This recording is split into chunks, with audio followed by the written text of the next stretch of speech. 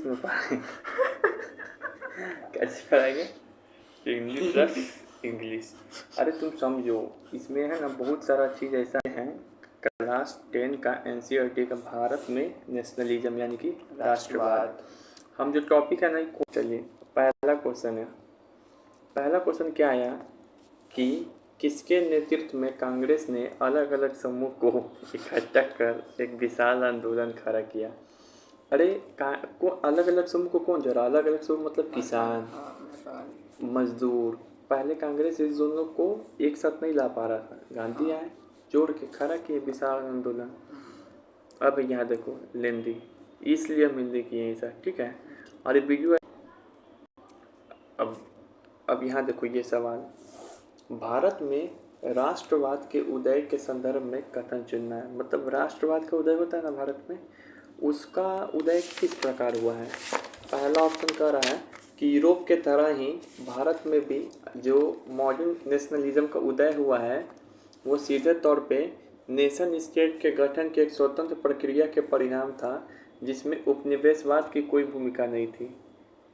देखो यहाँ पर ये लाइन क्या लिख दिया, उपनिवेशवाद मतलब कॉलोनिज्म, कॉलोनिज्म मतलब ब्रिटिश। हाँ, भारत में नेशनलिज्म का उदय हुआ तब बोला इसमें ब्रिटिश का कोई भूमिका नहीं था। गलत। ब्रिटिश हम लोग के अंदर आपस में भूमिका था राष्ट्रवाद का, लेकिन ब्रिटिश उसको और उभार दिया।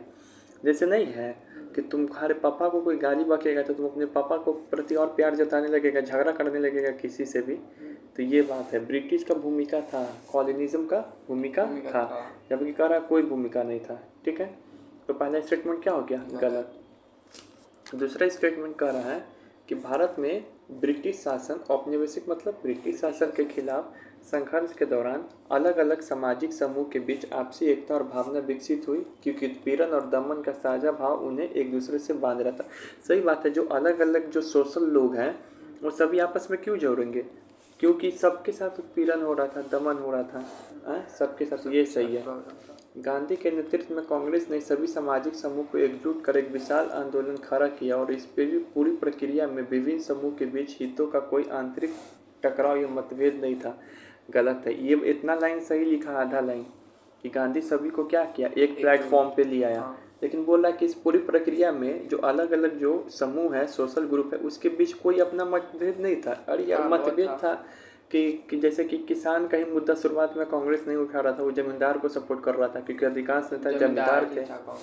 ठीक है ना। अब चौथा, तो ये गलत है।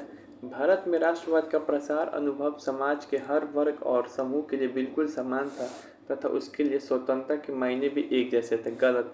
तुम्हारे लिए पढ़ाई का मतलब अलग हो सकता है, दूसरे के लिए पढ़ाई का मतलब अलग हो सकता है, कि जीवन शैली कोई होता है, कोई शौक से करता है।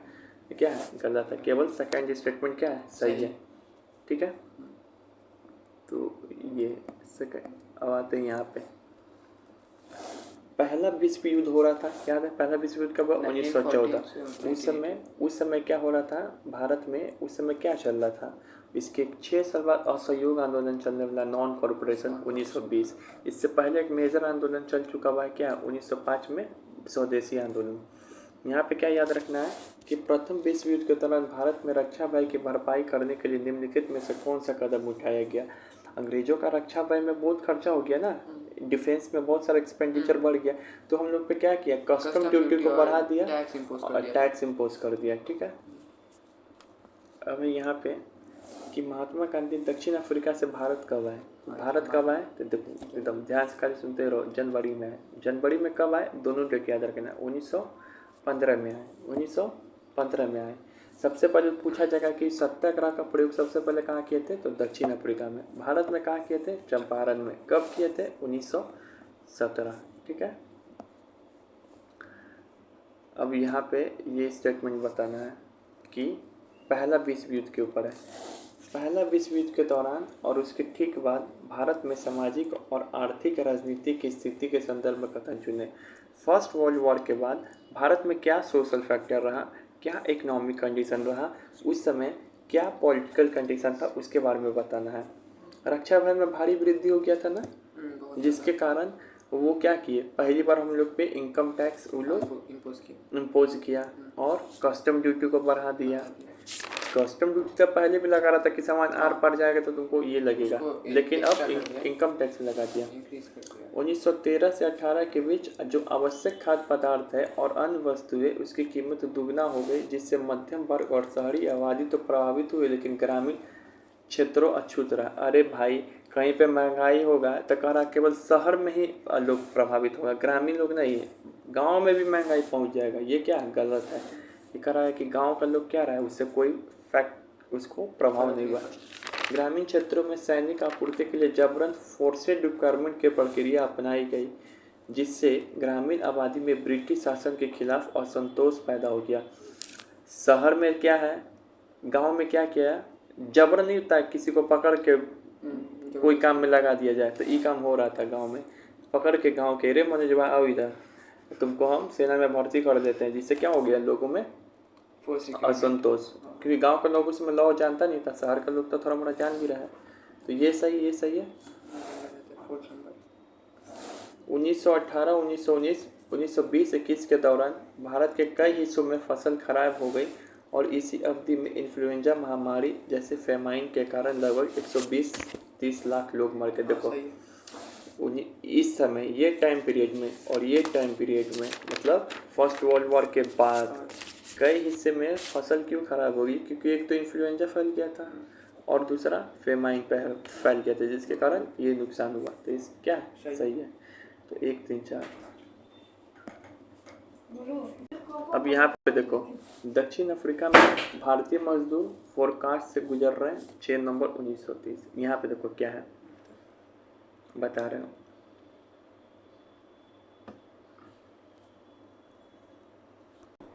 यहाँ से आता है, दक्षिण अफ्रीका में ना एक घटना होता है, ध्यान से सुनते रहना। दक्षिण अफ्रीका में घटना होता है, कब होता है घटना, 6 नवंबर 1913 को। 6 नवंबर 1913 डेट मतलब 1915 में तब भारत में आए थे और फर्स्ट वर्ल्ड वॉर से जस्ट पहले की बात हो रही है, ये डेट याद रहेगा। इस समय क्या हुई, गांधी जी एक जुलूस लेके न्यू कैसल से लेके ट्रांसवर्सल तक जा रहे थे। ट्रांसवल, न्यू कैसल से लेके न्यू कैस्टल या कैसल बोलते हैं, ट्रांसवाल जा रहे थे, ठीक है। इसमें क्या हो रहा था, मजदूर को लेके जा रहे थे गांधी जी। क्यों जा रहे थे, तो वहाँ पे मजदूरों के खिलाफ जो अन्याय, भेदभाव, नस्ली भेदभाव हो रहा था उसके खिलाफ। लेकिन गांधी जी को क्या किया गया, वहाँ पे रोका गया कि तुम नहीं जा सकते हो। तो उसी घटना पे सवाल बना है, उसी घटना पे बहुत सारा सवाल पूछता है। सबसे पहले कि यू न्यू कैसवल से कहाँ जा रहे थे, ट्रांसवल। एग्जाम में घुमा के देखा ट्रांसवल से न्यू कैसवल जा रहे थे, नहीं एंटी, क्या याद रखना है, एंटी। जूनियर एनटीआर का नाम सुना है, ऐसी बात रखो, एंटी होता है ना, टीएन क्या होता है, टीएन टूनवा नहीं, एंटी, ठीक है ना। एंटी हो गए गांधी, एंटी जब जा रहे थे तो गांधी जी का एंटी हो गया ब्रिटिशर, घुमा सकता है नाम कुछ भी। और कब, 6 नवंबर 1913। ये कहाँ की घटना थी, साउथ अफ्रीका, ठीक है। अब यहाँ पे देखो, गांधी जी की गिरफ्तारी के बाद हजारों मजदूर दक्षिण अफ्रीका में किस प्रकार के कानून के खिलाफ सत्याग्रह में शामिल हो गए, बताए थे ना। जो न्यू एंटी जा रहे थे न्यू कैस्टल से ट्रांसफर, तो उस समय कौन सा कानून हो रहा था, नमक वाला। नमक वाला कहाँ होगा, वहाँ पे जबरन मजदूरी कानून, प्रेस पे नस्ली भेदभाव, रेसिज्म, डिस्क्रिमिनेशन, इसके लिए, जिसको ये सब तुम्हारे बुक में अपार्थाइड या रेशियल डिस्क्रिमिनेशन सब यूज हुआ है, ठीक है। अब हम तुमको पढ़ाएं, अब इसका इंग्लिश वर्जन है, ठीक है, और इसका इंग्लिश वर्जन भी बता दे रहे हैं। ऑन नवंबर 6 नवंबर 1913 कहाँ जा रहे थे वो, न्यू कैस्टल टू ट्रांसफर, समझ में आया। आफ्टर गांधी जी अरेस्ट हो गए थे, thousand of labour Africa joint Satyagraha against which kind of law, किस लॉ के खिलाफ, रेसिस्ट लॉ, डिस्क्रिमिनेटरी लॉ। अब यहाँ इस पेज से सवाल बनेगा, ठीक है। अब यहाँ से, महात्मा गांधी ने 1917 में बिहार के किस स्थान पे दमनकारी बागान व्यवस्था के खिलाफ किसानों का, ये तो पता ही है, 1970 क्या है, 17 में किससे है, चंपारण। बिहार कब आए थे, भारत कब आए थे, 15 जनवरी 1915। इसके 2 साल बाद चंपारण गए थे। कहाँ गए थे? चंपारण। और वहाँ पे बागान व्यवस्था, कौन सा बागान था? नील की खेती हो रही थी। कौन सा? नील क्रॉप्स। उसके खिलाफ क्या किए? संघर्ष किया, स्ट्रगल किया। 1917 में गुजरात में खेरा जिले के किसान किस कारण लगान चुकाने की हालत में नहीं थे? अब क्या है, जिस समय चंपारण होता है उसी समय गांधी जी खेरा आंदोलन भी करते हैं। कहाँ पे? ये खेरा कहाँ पर है? गुजरात में। 1917 के बाद समझो 18 में लगभग। यहाँ 1917 दिया लेकिन हुआ था असली में 1918 में। उसके बाद मिल्स के पास भी जाते हैं, अहमदाबाद मिल्स के पास भी। तो उस समय खेरा में गुजरात में समस्या क्या था कि वहाँ के किसान लगान चुकाने की हालत में नहीं थे। अच्छा, चंपारण में क्या समस्या था कि वो लोग नील की खेती नहीं करना चाहते, लेकिन यहाँ पे क्या था कि लगान नहीं चुकाना चाहते, टैक्स नहीं। क्यों? तो फसल खराब हो गया था और प्लेग महामारी के कारण। एक तो प्लेग फैल गया, चूहा फसल खा गया, आदमी को खा गया और फसल खराब हो गया। ठीक है, इसके कारण खेरा में ये समस्या है। सरकार द्वारा टैक्स दुगना करना नहीं। क्या मंदी था? तुम्हारा सवाल आएगा कि इसमें वर्ल्ड वॉर हो रहा था मंदी के कारण कहीं नहीं चुकाना चाह रहे थे। मंदी का नहीं, गुजराती लोग ऐसे भी पैसा वाला होता है, मंदी से मतलब नहीं है, चक्रवात ये सबसे कोई मतलब नहीं है। फसल खराब हो गया था और प्लेग महामारी, याद रहेगा, एग्जाम में एकदम घुमा देगा तुम्हारा सवाल, याद रखना। अब उसके बाद यहाँ पे प्लेग क्या होता है? चूहा से फैलता है। इम्पेरियल लेजिस्लेटिव काउंसिल द्वारा 1919 में पारित रॉलेट एक्ट के तहत सरकार को कौन सा दमनकारी अधिकार मिल गया? इम्पेरियल लेजिस्लेटिव काउंसिल मतलब कहाँ? ब्रिटेन का जो काउंसिल होता है, संसद, उसको बोलते हैं इम्पेरियल लेजिस्लेटिव काउंसिल। वो 1919 में, कब? 1919 में एक रॉलेट एक्ट के तहत एक सरकार में एक रॉलेट एक्ट पास किया। कब पास किया? ये भी पूछ सकता है, रॉलेट एक्ट कब पास किया? 1919 है। तब इसके बाद जलियांवाला बाग हत्याकांड होगा। तो एक इसके तहत क्या था कि किसी भी राजनीतिक कैदी को इस एक्ट के तहत तुमको अगर संदेह हो रहा है कि ये चोर है मान लो, तो इसको 2 साल तक क्या कर सकता है? तो चोरी बोले हैं आप, 2 साल तक बिना मुकदमा चला जेल में रख सकता है। मजाक के यार, तू ही चोर है, मुझे तो लग रहा है। तो इसको 2 साल तक। अब एग्जाम में एग्जामिनर क्या फंसाएगा?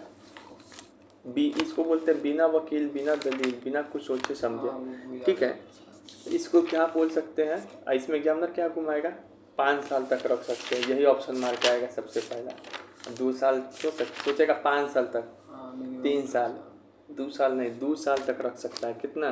2 ईयर्स ऑप्शन में आकर मार देगा, 2 ईयर्स है, ये याद रखना है।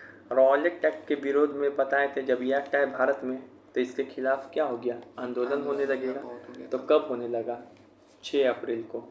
6 अप्रैल को रॉलेट एक्ट के खिलाफ, 6 अप्रैल 1919 को, 6 अप्रैल 1919 को। ऐसे याद रखो कि अप्रैल से आप पार्टी छक्का छोड़ा देगा किस? अंग्रेज का, क्योंकि उसने ये गलत कानून पास किया। आप पार्टी छक्का छोड़ा देगा। तो 6। अब आइए यहाँ पे देखते हैं इसका इंग्लिश वर्जन, ये तुम्हारे लिए पढ़ने के लिए, इसको पढ़ो, भाषा समझ पा रहा है कि नहीं। Which repressive power did the government receive under the Rowlatt act passed by the imperial legislative council in 1990? कौन सा ऐसा विच रिप्रेसिव पावर मतलब कौन सा ऐसा पावर है जिसके तहत जो गवर्नमेंट है वो पास किया लॉ लेजिस्लेटिव काउंसिल में 1919 में? पावर टू डिटेन मतलब क्या होता है? किसी को पकड़ना, पुलिस पकड़ता है तो क्या बोलते हैं? Detain. Political prisoner in jail for up to 2 years. समझ में आ रहा है? आप समझ में आ रहा है? हिंदी में थोड़ा पढ़ा तो तुमको मजा आ रहा है, इंग्लिश तुम अपने पकड़ देगा language. On which date was nationwide strike, पूरे दुनिया में स्ट्राइक होने लगा against the Rowlatt act schedule 2, मतलब कि कब हुआ? बिगेन नेशन वाइड वर्ल्ड राष्ट्र में तो 6 अप्रैल को, पता है ना?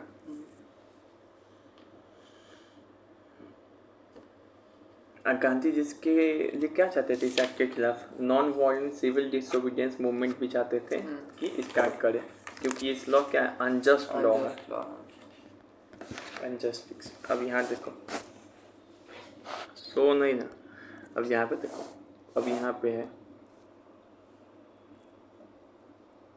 यहाँ पे महात्मा गांधी के सत्याग्रह के विचार और 1919 के रॉलेट एक्ट के विरोध में हुए राष्ट्रव्यापी आंदोलन के संदर्भ में आप विचार कीजिए। महात्मा गांधी का कौन विचार था? सत्याग्रह का विचार। और 1919 का जो रॉलेट एक्ट हुआ था उसके विरोध में एक राष्ट्रव्यापी आंदोलन होगा, उसके लिए आपको बताना है। पहला कथन, गांधी जी के अनुसार सत्याग्रह निष्क्रिय प्रतिरोध यानी कि पैसिव रेसिस्टेंस का ही एक रूप है जिसे केवल शारीरिक रूप से कमजोर लोग एक हथियार के रूप में प्रयोग करते हैं। अरे सत्याग्रह की बात बोल रहे हैं, फिर आग्रह करना है, हथियार क्या है शब्द, ये सब गलत है। उसमें शारीरिक नहीं होता, उसमें लोगों का सामने वाले का दिल परिवर्तन किया जाता है। सत्याग्रह का मूल सिद्धांत यह है कि यदि संघर्ष का उद्देश्य सच्चा हो और अन्याय के खिलाफ हो तो उत्पीड़क का मुकाबला करने के लिए किसी भी शारीरिक बल की आवश्यकता नहीं है। ये सही है। और रॉलेट एक्ट को इम्पीरियल लेजिस्लेटिव काउंसिल द्वारा भारतीय सदस्य को भारी समर्थन मिला। भारतीय सदस्यों का समर्थन मिलेगा, भारत लोग तो कहाँ करेगा, इसका विरोध कर रहा था। कब वो मजा चखाने वाला था? 6 अप्रैल। चक्का चौरा दिया आम जनता पार्टी, 6 अप्रैल। ये गलत है। कथन 4, रॉलेट एक्ट के विरोध में उपजे जन उभार से भयभीत होकर ब्रिटिश सरकार ने राष्ट्रवादियों पर दमन करना शुरू किया। अमृतसर के स्थानीय नेताओं को हिरासत में लिया और गांधी जी को दिल्ली प्रवेश पर पाबंदी लगा दी। रॉलेट एक्ट से भयभीत होकर लोग विरोध कर दिया था, अमृतसर में इकट्ठा होने लगा था, गांधी जी को दिल्ली में प्रवेश करने मना कर दिया था। ठीक है, तो ये सही है। 2 3 4 ये है। अब आते इसी का इंग्लिश वर्जन है 2 कि विद द रेफरेंस ऑफ, इसका मतलब क्या होता है? दिए गए कथन के संदर्भ में आप बताइए। Mahatma Gandhi idea of Satyagraha and nationwide movements against the Rowlatt act, इसके रेफरेंस में आप बताइए कि कौन सा कथन सही है। क्या? Mahatma Gandhi idea of Satyagraha. According to Gandhi, Satyagraha is just a form of passive resistance used as weapon only. Weapon सब गलत है, फिजिकली गलत है। यहाँ पर no physical. Satyagraha is the couch that the struggle is true against injustice, no physical force required, सही है। ये लाइन पकड़ना था। Rowlatt act was passed hurriedly, जल्दीबाजी में किया गया, by the imperial legislative council, यहाँ तक सही है। With the massive support and consent, without consent of India. फिर से, frightened by popular upsurge against the Rowlatt Act, the Britishers administration began to suppressing nationalists। अब ये सही है कि वो सप्रेस कर रहे थे नेशनलिस्ट को, डिटेन कर रहे थे, पकड़ रहे थे लोकल लीडर को, and banned Gandhi entering from the Delhi. सही है। तो देखो अब ये देखो, हम दिगराज से भी बेहतर अच्छा पढ़ाते हैं। ये हो गया। दिगराज जिसे पढ़ाता है ऐसे लग रहा है उसका ट्रेन छूट रहा है, कोई हर बार वोट के बीच में खड़ा होगा तो हट भी नहीं करेगा। यहाँ पे देखो, अब यहाँ पर है इस सवाल से, जालियांवाला बाग मैदान में लोग 13 अप्रैल को किस लिए इकट्ठा हुए? अच्छा, रॉलेट एक्ट के खिलाफ विरोध करने के लिए कब सोचा? 6 अप्रैल। तब ये सब कहाँ हो गया? जालियांवाला बाग किसके बाद घटना होगा? 13 अप्रैल। कैसे याद रखेंगे? दोनों डेट में बच्चा कन्फ्यूजन हो जाता है। रॉलेट एक्ट के खिलाफ विरोध 6 अप्रैल, जालियांवाला बाग में इकट्ठा 13 अप्रैल। मतलब ये पूछ सकता है कि जालियांवाला बाग घटना हुआ कब था? तो 13 अप्रैल 1919, और ये 1919। अब कैसे याद करेंगे इस सभी को? तो ये क्या बोला, देखो ध्यान से, तुमको पता है इतना माइन्यूट बात बता रहे, लेकिन तो इसे याद करो। 6 अप्रैल को क्या है? अंग्रेज को बोला ये भारतीय कि तुम्हें छक्का छोड़ा दूंगा, तो ये लोग चुनौती दे रहा है।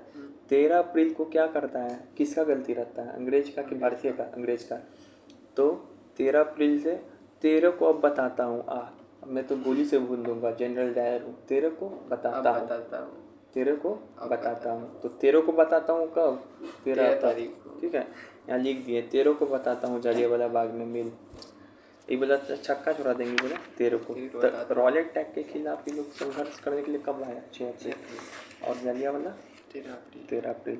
यहाँ पे तो क्या है कि यही जो सालाना वहाँ पे मेला लगता था बैसाखी का, उसमें दमनकारी कानून, कौन है दमनकारी कानून? रॉलेट एक्ट, उसके विरोध में आया था। वहाँ पे मार्शल लॉ लगा दिया था, लेकिन विरोध किसका करा? Rowlatt act. ठीक है, उसका 2 को लीटर कोई तो पढ़ लिया था। हाँ, उतना डिटेल में नहीं पढ़ना, जो बुक में दिया रहा वही ना। जालियांवाला बाग में भीड़ पर अंधाधुंध गोलियां चलाने का आदेश किसने दिया था? इसमें यही कन्फ्यूजन होता है, जनरल ओ डायर या माइकल डायर। तब बोलना जनरल डायर। एक माइकल वो डायर का नाम देगा जिसको उधमसिंह दिया था, नहीं बोलना, कौन आदेश दिया था? General Dyer. कौन दिया था? General Dyer. कब दिया था? तेरे को छक्का छुड़ा दूंगा, 13 अप्रैल 1919। छक्का नहीं छुड़ा दूंगा, तेरे तेरे को अब को बताता हूँ। अब बताता हूँ। फिर मार्च 1919 में मुंबई में किस समिति का गठन हुआ? अब ये डेट याद रखना क्योंकि डेट पे बहुत क्वेश्चन है, पूछा हुआ भी दिखाएंगे। मार्च 1919 कहाँ पे? मुंबई। मार्च 1919 में तो खिलाफत समिति। खिलाफत समिति क्यों था? तो फर्स्ट वर्ल्ड वॉर चल रहा था, उसमें ना ऑटोमन तुर्की हार जाता है। ऑटोमन तुर्की में क्या था? मुस्लिम लोग का खलीफा बैठता था, सबसे बड़ा नेता। हाँ, सबसे बड़ा। उसकी रक्षा करने के लिए ये लोग ब्रिटिशर्स के खिलाफ भारत में मोर्चा खोलना चाहा। मोर्चा कैसे खोलेगा? तो मार्च 1919 में मुंबई में खिलाफत कमेटी का गठन किया। सिंपल। तो यहाँ देखो, तो उसके खिलाफ तब कैसे याद करेंगे इस चीज़ को कि कब हुआ? यही बोलेगा खिलाफत कमेटी कब गठन हुआ। ये भी तो अप्रैल 19 कैसे पूछता पता है? तीनों 1919 का घटना है ना, सजाने के लिए दे देगा। कब विद्रोह हुआ, कब ये जलियांवाला हुआ, कब खिलाफत कमेटी आया। तो ये मार्च 1919 में, यानी कि अप्रैल से पहले। लेकिन याद कैसे करेंगे? मार मुंबई में मेरे खिलाफ बोला, तो मार मुंबई में मेरे खिलाफ बोला। मार्च से क्या आ जाएगा? मार्च। मार्च। कहाँ पे? मुंबई में।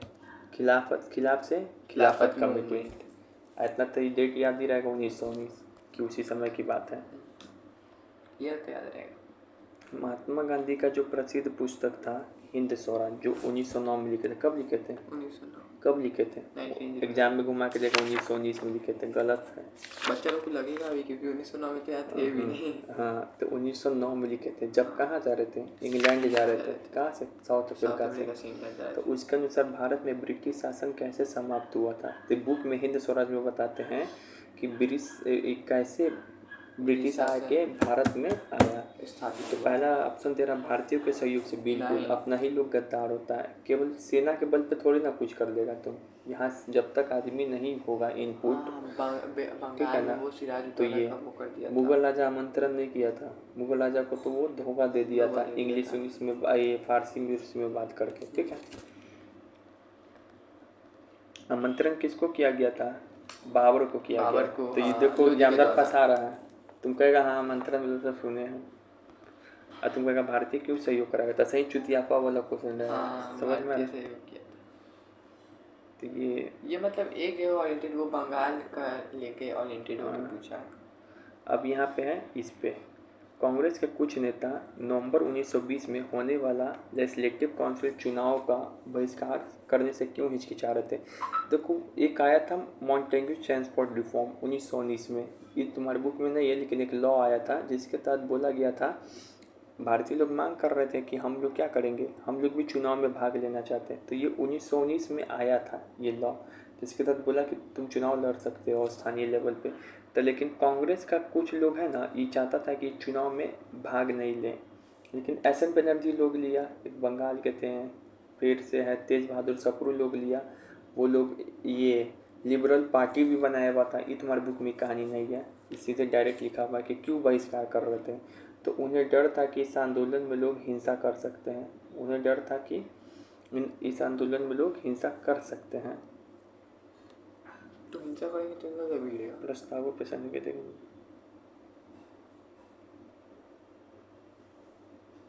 अरे देखो, हाँ मान लो कि ये जो है वो लोग हिंसा कर सकते थे, अगर वहाँ कर देता था ना, कांग्रेस को डर था कि देखा तुमको तो नेता बनना था, तुमको तो चुनाव लड़ना था, तुम अंग्रेज का बात मान लिया है। अच्छा, तो इसी कारण मना कर दिया था कांग्रेस को में, हम नहीं लड़ेंगे।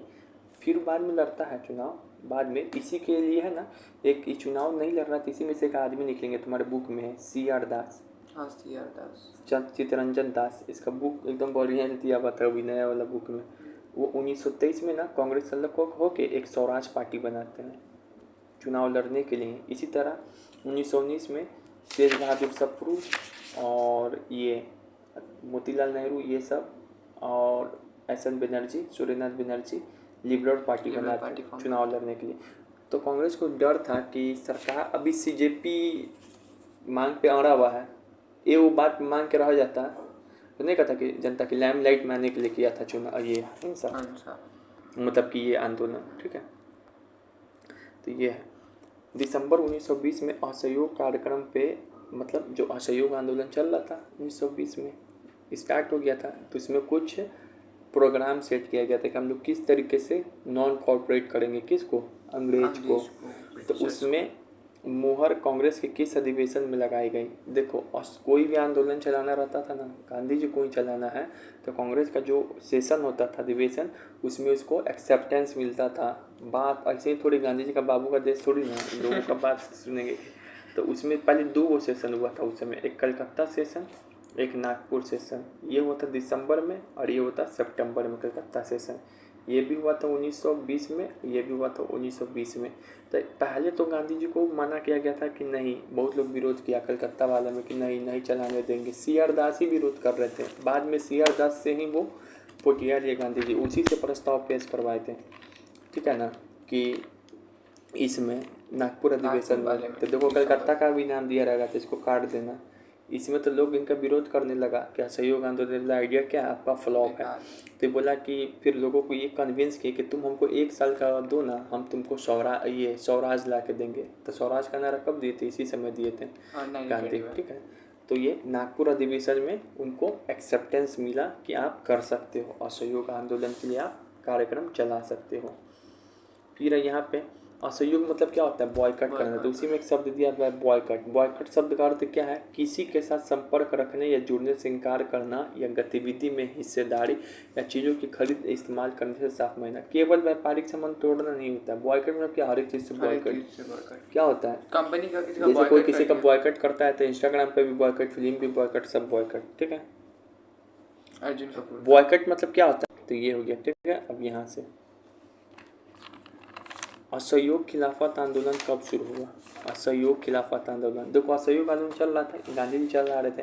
खिलाफत नाम क्यों जुड़ा है, तो उसमें मुसलमान को भी अपने पक्ष में कर दिया। मुसलमान अपने मुद्दा को लेकर खिलाफत कमेटी भी बनाया था। कब बनाया था, याद करो, मार मेरे खिलाफ खिलाफत किया मुंबई में, तो ये मार्च 1990 में। तो ये लोग अपना बात रख रहा था। गांधी जी सोचे कि यही मौका है कि हम लोग मुस्लिम को भी अपने पक्ष में कर लें। देखो वो मौका का फ़ायदा उठा रहे थे, अकेले कोई लड़ाई नहीं जीत सकते हो।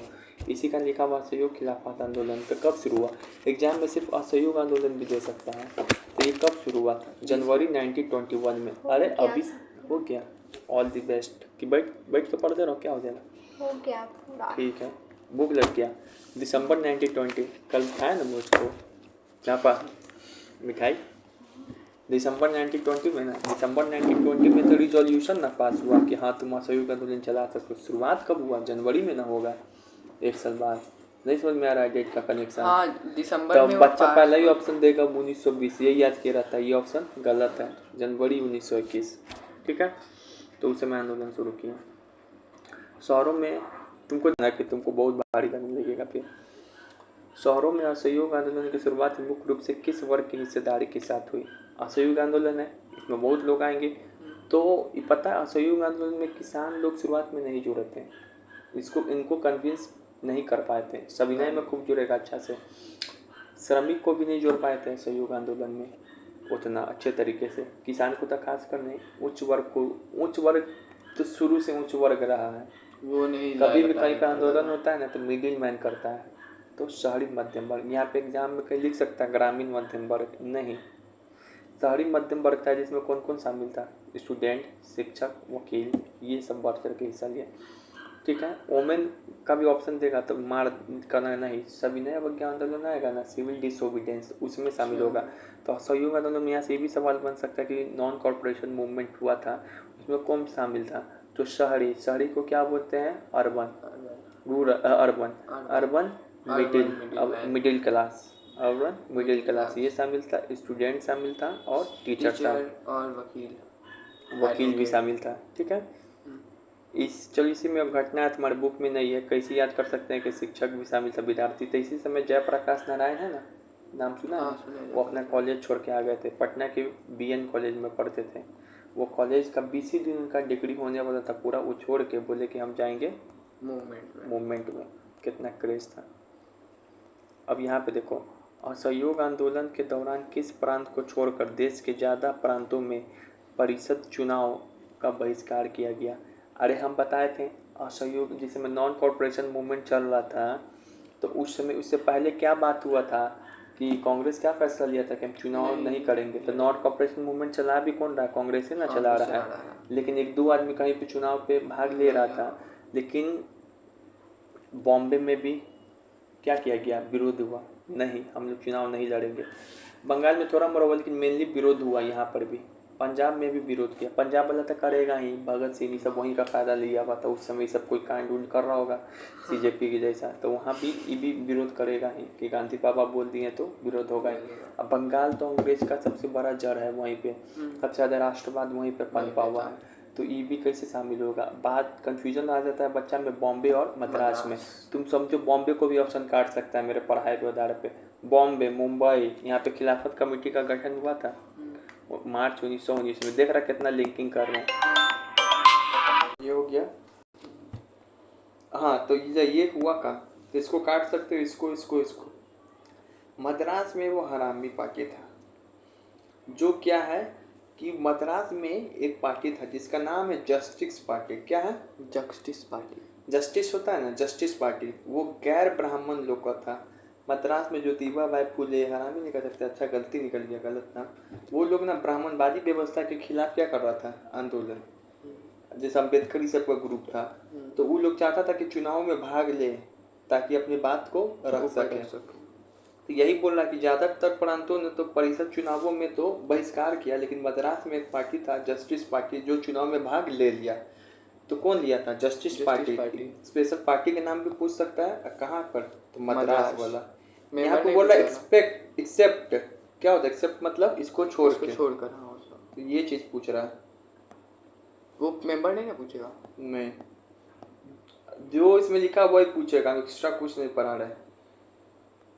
मद्रास की जो जस्टिस पार्टी की ने परिषद चुनावों का बहिष्कार क्यों नहीं किया, यही लाइन तो पढ़ा है। वो क्यों नहीं किया? क्योंकि उनका मानना था कि काउंसिल में प्रवेश के जरिए उनके अधिकार मिल सकते हैं जो समान रूप से केवल ब्राह्मण को मिलते हैं। एक एग्जाम्पल बता रहे, ये लोग बोलता था कि ब्राह्मण ने क्यों शादी कराए, कोई और क्यों नहीं शादी कराए, फिर यार न करी सब, ठीक है। अब यहाँ पे असहयोग आंदोलन के आर्थिक मोर्चे पर हुए प्रभावों के संदर्भ में कौन सा कथन सही है? असहयोग आंदोलन चला तो उसका इकोनॉमिक इफेक्ट भी पड़ा। अब उसमें क्या हुआ इकोनॉमिक इफेक्ट में, तो 1921 और 22 के बीच विदेशी कपड़े का आयात आधा रह गया और उसकी कीमत 102 करोड़ से घटकर 57 करोड़ हो गया। समझा इस मतलब क्या हुआ? जब नॉन कॉर्पोरेशन मूवमेंट चल रहा था तो ये किसके द्वारा चला जा रहा था? कांग्रेस। कांग्रेस मतलब किसको रिप्रेजेंटेशन कर रहा है? इंडिया को। महात्मा गांधी के बाबू का देश है, ठीक है ना, तो ये इंडिया को रिप्रेजेंट कर रहा था। अब ये लोग किसके खिलाफ चला रहा था? ब्रिटिशर्स के खिलाफ। ब्रिटिशर्स क्या करता था? हम लोगों को कपड़ा बेचता था और क्या करता था? अपना शिक्षा देता था, अपने स्कूल खोला था, और क्या करता था? अपना सरकारी नौकरी देता था, और क्या करता था? बहुत चीज़ करता था। तो नॉन कॉपरेशन मूवमेंट में डिसाइड हुआ था नॉन कॉपरेट करना है किसी भी तरीके का, ना हमको कपड़ा लेना है, ना उसका शिक्षा पढ़ना। बहुत लोग स्कूल छोड़ रहा था, बोले ना, स्कूल छोड़ के शामिल हो रहा था। हम लोग के समय भी नॉन कॉपरेशन मूवमेंट चल जाए ना, ये मोदी के खिलाफ बस मजा आ गया। फिर उसके बाद अदालत छोड़ रहा था, सरकारी नौकरी भी छोड़ रहा है। ऐसे वकालत में सरदार वल्लभ भाई पटेल, बुक में नहीं है, बता रहे पटेल वगैरह, राजेंद्र पटेल, ये लोग क्या कर रहे थे? सहयोग कर रहे थे वकालत छोड़ के अपना, ठीक है। तो यही तो उस समय यही आंकड़ा पूछ रहा है कि विदेशी कपड़ा जो आता था ब्रिटेन से भारत, वो आधा हो गया और उसका कीमत 102 करोड़ से 57 करोड़ रह गया। यहाँ पे बोला आयात बढ़ गया, मतलब इम्पोर्ट क्या बढ़ गया? नहीं, भारतीय कपड़े मिलों का उत्पादन पूरी तरह बंद हो गया। इससे थोड़ी तक कोई भी चीज़ पूरी तरह से नहीं होता। व्यापारी ने विदेशी कपड़े अधिक पैसे लगाए, इससे थोड़ी होगा। पिकेटिंग, पिकेटिंग का सही शब्द क्या है? एक शब्द है पिकेटिंग, मतलब होता है कि धरना देना। क्या होता है? धरना देना। प्रदर्शन या विरोध का एक ऐसा स्वरूप जिसमें लोग किसी दुकान या फैक्ट्री या दफ्तर भीतर जाने की रास्ता रोक लेते थे। ये लोग क्या करता था ना, ये पिकेटिंग कौन करती थी? तो उस समय वोमेन लोग करती थी, महिलाएं, ठीक है ना। अच्छा, वुमेन होता है कि ओमेन होता है? वुमेन होता है। वुमेन, ठीक है।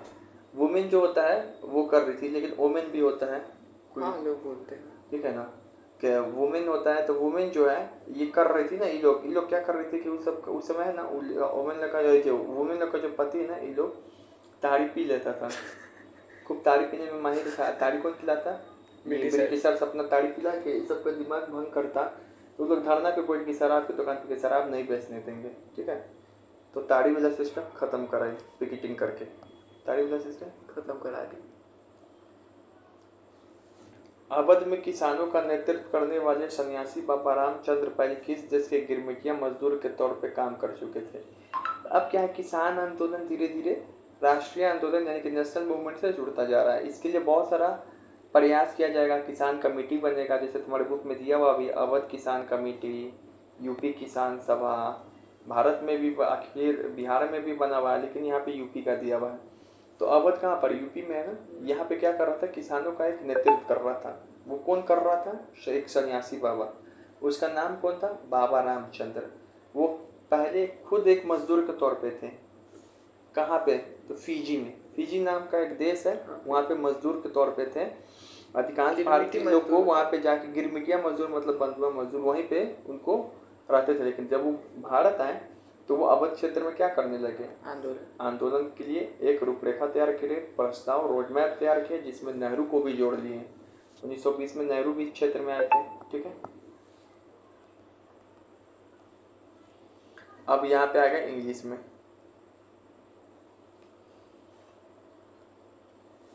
Which statement is correct regarding the economic impact of the non-cooperation movement? Non-cooperation movement poses impact on many factors, in which economic factor is also available.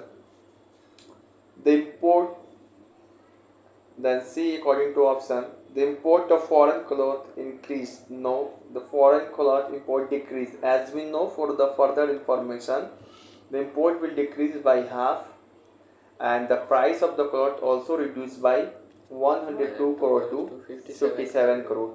Production in Indian textile mill company shut down. Completed shutdown is totally a false statement. Traders invest more money in foreign trade. Why trader invest in foreign trade? No, because this movement is totally against the foreign movement. Boycott of foreign goods. English में भी पढ़ा सकते हैं, ऐसा कोई बात नहीं है, लेकिन हम ये बात तुमको कह रहे हैं। वो बाबा Ramchandra In which country had सन्यासी बाबा, which सन्यासी बाबा, I am talking about which सन्यासी बाबा, I am talking about Baba Ramchandra, who lead, जो नेतृत्व कर रहे थे, peasants were Awadh. But in this question, the question want to say he related from which country as a गिरमिटिया मजदूर. गिरमिटिया मजदूर मतलब indented labor. Fiji, he related from Fiji. Most of them answered South Africa because sometimes the boy will be confused with the Gandhian rule of South Africa. Understand, but he is coming from Fiji, and name Baba Ramchandra, who led the peasant movement in Awadh during the non-cooperation movement. This question is totally a vice versa of the previous question. In this question, directly asks the name of the leader. Jawaharlal Nehru also support this movement, but the main face of this movement is Ramchandra. Baba Ramchandra. What was the primary demand of Awadh peasant movement? First of all, as we know, in Awadh, the main face is Baba Ramchandra, which is a Girmitia Mazdoor from Fiji. Increase working hour, abolition of Begar forced labor, yes, because he also faced these types of problem in Fiji. So he want to remove this issue. This issue. समझ में आ गया? In October 1920, Awadh Kisan Sabha was formed under the leadership of which prominent leader? Yes, here your answer will change. Not only Baba Ramchandra, as we know, Jawaharlal Nehru. As I given earlier information about Nehru Baba, Nehru combined with Nehru also joined it with Baba Baba Ramchand. Ramchandra protest. And also examiner can put a Kuttapanti question in which year Awadh Kisan Sabha formed? October 1920 Durga Puja के समय। समझ में आया? Which type of movement spread among the tribal peasants of Gudem Hills of Andhra Pradesh in early 1920s? NCM held in India during this chronology. One of the most incident is also occur in Andhra Pradesh region. Which incident? And this incident was mainly done by the tribals of the Andhra Pradesh. Which tribals ruler headed this movement? Alluri Sitaram Raju. We all know this character and already watched it many times in RRR movie. Is totally based on Alluri Sitaram Raju. Alluri Sitaram Raju. ठीक है, Alluri Sitaram Raju. He started a which type of movement? Non-violent. We can't expect कि tribals can start a non-violent movement. It's so funny option. A strict peaceful satyagraha. This is so funny. Legal code. This is In totally this out of era, syllabus. as we know, the tribals are many come from backward community. They are and coming they have from no Trial. they have no education approach. Then how can he go court? So behuda option. So we have only one option. Militant gorilla movement. ये gorilla movement start कर दिए थे आंध्र प्रदेश के reason में. कब? ये भी पूछ सकता है. असहयोग आंदोलन के दौरान 1920s में. समझ में आ रहा है? इंग्लिश ज़्यादा बोल रहे तो थोड़ा माथा खराब हो रहा होगा, लेकिन हम बोलेंगे तुम हंसा था शुरुआत में. Which movement was lead by Vallabh Bhai Patel in Bardoli taluka of Gujarat in 1928. After NCM, there are many movements also occurred by the many leaders, in which most famous peasants movement is Bardoli Satyagraha. इसमें सबसे फेमस कौन था? Bardoli Satyagraha.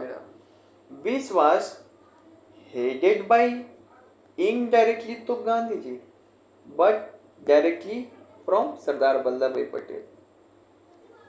This is the only and very famous case of Vallabh Bhai Patel. अगर कभी पूछा जाए वल्लभ भाई पटेल जो अपने बलबुद्धि पे कोई ऐसा आंदोलन बताइए जो चलाए थे, तो वो था बारदोली सत्याग्रह. इनको नाम महात्मा सरदार भी यहीं से मिला हुआ है. कब चलाए थे? 1928 में. अब ये पूछ सकता है कि कब चला था? 1928 में. अगेंस्ट लैंड रेवेन्यू, मतलब टैक्सेस के अगेंस्ट. अब आगे फिर हिंदी में बोलेंगे. अवध असहयोग आंदोलन के दौरान अवध में किसान आंदोलन के संदर्भ में कथन चुनिए. बिल्कुल, असहयोग आंदोलन का संबंध अवध से है. एक क्षेत्र से और संबंध बताए थे आंध्र प्रदेश से, जिसमें गोरिल्ला ट्राइब चला रहा था अल्लूरी सीताराम राजू लखानी. अवध किसान सभा का गठन मुख्य रूप से नेहरू, बाबा रामचंद्र और कुछ और नेता लोग मिलकर किया गया था. ठीक है, कोई एक नाम चुनना रहे तो बाबा रामचंद्र, एक से अधिक चुनना रहे तो नेहरू भी आ जाएंगे. इस क्षेत्र में गांव में 300 से अधिक शाखाएं स्थापित कर ली. अब ये 300 से अधिक ब्रांचेस खुल सकता है क्या? ये हाँ खुल गया था. वो जो मूवमेंट चलाया ना, तो गांव में जा के अब ये 300 से अधिक अपना ब्रांचेस स्थापित कर लिया. मतलब ब्रांच नहीं होता है आंदोलन का. सीजेपी है, सीजेपी का यहाँ पर भी तो कोई ना कोई होगा ना यहाँ पे, मतलब कोई पार्ट ऑफ सीजेपी. हाँ, इस आंदोलन ने मुख्य मांग लगान राजस्व को पूरी तरीके से समाप्त, जमींदारों के सामाजिक बहिष्कार तथा बेगार बिना पारिश्रमिक के करमाना काम समाप्त करना शामिल था. ये जो अवध किसान सभा चल रहा है, इसका मेन मकसद क्या था? क्वेश्चन भी कराए थे. बिना पैसा दिए जो होता फोर्सेड लेबर दे दे. अब फोर्सेड लेबर बेकार पड़ा था, इसको कम करना था ना. Abolition of forced labour. फिर से यहाँ पर क्या है कि यहाँ पे तो ये कथन सही है सन 1921 में जब आंदोलन का प्रसार हुआ तब कुछ स्थानों में हिंसा भड़क उठी, जहां स्थानीय नेता ने गांधी जी का नाम का सहारा लेकर यह दावा किया कि अब कोई लगान नहीं भरेगा और भूमि को गरीबों में बांट दिया जाएगा, जिससे कांग्रेस के नेतृत्व पूरी तरह संतुष्ट थी। अब ये स्टेटमेंट देखना पड़ेगा, is a very critical situation, क्योंकि इतना हरामीपंथी किया इस क्वेश्चन में। यहाँ तक बात सही बोला है, बाकी यहाँ से गलत है। मतलब अवध में एक हल्ला होने लगा, हिंसा भड़क गया कि गांधी जी बोले हैं, गांधी जी का नाम लीजिए सब काम हो जाएगा, तुमको लगान उगान देने का जरूरत नहीं है। तो ये बात सही है कि उनका नाम लेके सब में जोश आ गया, लेकिन बोल रहे हैं यहाँ पे जिससे कांग्रेस पूरी तरह संतुष्ट थी। कांग्रेस किसको रिप्रेजेंटेशन कर रहा है? गांधी जी को। ठीक है, गांधी जी के नेतृत्व में हुई चल रहा सहयोग आंदोलन, क्या एनसीएम में गांधी जी हमेशा बोलते थे किसी मूवमेंट में हिंसा नहीं होना चाहिए। यहाँ पे बोल रहा हिंसा भड़क उठी तो जिससे कांग्रेस सेटिस्फाई हो गया, बोल दिया कंट्राडिक्ट बात। हिस्ट्री उतना आसान नहीं है, असली भाषा पकड़ता है, अब कुछ नहीं है। वायलेंस नहीं आना चाहिए गांधी के साथ में। अवध के किसानों ने जमींदार को बुनियादी नाई धोबी जैसी आवश्यक सेवाओं से वंचित करने के लिए पंचायतों के माध्यम से नाई धोबी बंद का फैसला लिया। बिल्कुल, देखो जो अवध किसान सभा था ना, जिसका स्थापना हुआ था कब? दुर्गा पूजा के समय अक्टूबर 1920 में। कौन किया था? बाबा रामचंद्र और नेहरू, ये सब रिलेटेड थे। उसके बाद कब हो रहा था ये बात? हो रहा 1920 का। यहाँ पे अवध में ये हल्ला फैल गया कि गांधी जी वाला अफवाह फैल गया कि तुमको टैक्स नहीं देना है, जिसके कारण क्या हुआ? हिंसा बढ़ गया।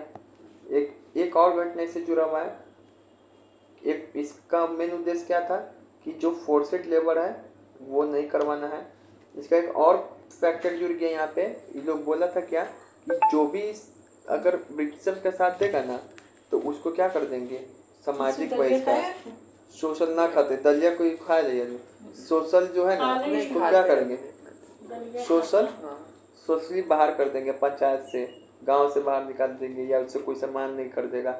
नाई धोबी बंद सब करने का फैसला लिया कि हम लोग उसके नाई बनाने नहीं जाएंगे, धोबी कपड़ा उसका नहीं पूछेगा। ये सब किया गया था अवध में। ठीक है, तो 1 2 4 ठीक है, एक्सप्लेनेशन है, चाहो तो पढ़ सकते हो अब इस पेज से, लेकिन आओ इसका इंग्लिश। ये मुझे इंग्लिश नहीं मन कर रहा है इसका पढ़ने का, है ना। With the reference of resistance movement of tribal and plantation worker in colonial India, consider the following statement. इसके संदर्भ में ट्राइबल और प्लांटेशन वर्कर जो है कॉलोनियल इंडिया, ट्राइबल मतलब क्या है इसका भी हम पढ़ाए नहीं है सर। स्वराज में मांग, ये क्वेश्चन है, तब उसका वो हिंदी है। ठीक है, अब यहाँ पे ये क्वेश्चन है पहले।